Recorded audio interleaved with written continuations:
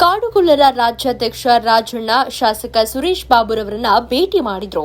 ಚಿಕ್ಕನಾಯಕನಹಳ್ಳಿ ತಾಲೂಕಿನ ಕಾಡುಗೊಲ್ಲರ ಕ್ಷೇಮ ಅಭಿವೃದ್ಧಿಗೋಸ್ಕರ ಶಾಸಕರನ್ನ ಭೇಟಿ ಮಾಡಿ ತಾಲೂಕಿನಲ್ಲಿ ಕಾಡುಗಳ ಸಂಖ್ಯೆ ಹೆಚ್ಚಾಗಿದ್ದು ಕಾಡುಗೊಲ್ಲರ ಶ್ರೇಯೋಭಿವೃದ್ಧಿಗಾಗಿ ಪ್ರತ್ಯೇಕವಾಗಿ ಕಾಡುಗೊಲ್ಲ ನಿಗಮದಲ್ಲಿ ದೊರೆಯುವ ಸರ್ಕಾರದ ಸವಲತ್ತುಗಳನ್ನು ತಾಲೂಕಿನ ಕಾಡುಗೊಲ್ಲರಿಗೆ ಸಮರ್ಪಕವಾಗಿ ನೀಡಿ ಅಂತ ಶಾಸಕರಿಗೆ ಬೇಡಿಕೆ ಇಟ್ಟರು.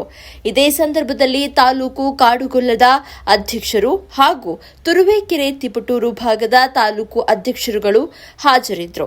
ಬಾಣದೇವರ ಹಟ್ಟಿಯ ಕಾಡುಗೊಲ್ಲರ ಮುಖಂಡ ಪಾಂಡುಕುಮಾರು, ಗಿರಿಯಪ್ಪ ಸ್ವಾಮಿ, ಬಾಣಯ್ಯ ಹಾಗೂ ಹುಚ್ಚನಟ್ಟಿ ಮಂಜುನಾಥ್ ಈ ಸಂದರ್ಭದಲ್ಲಿ ಉಪಸ್ಥಿತರಿದ್ದರು.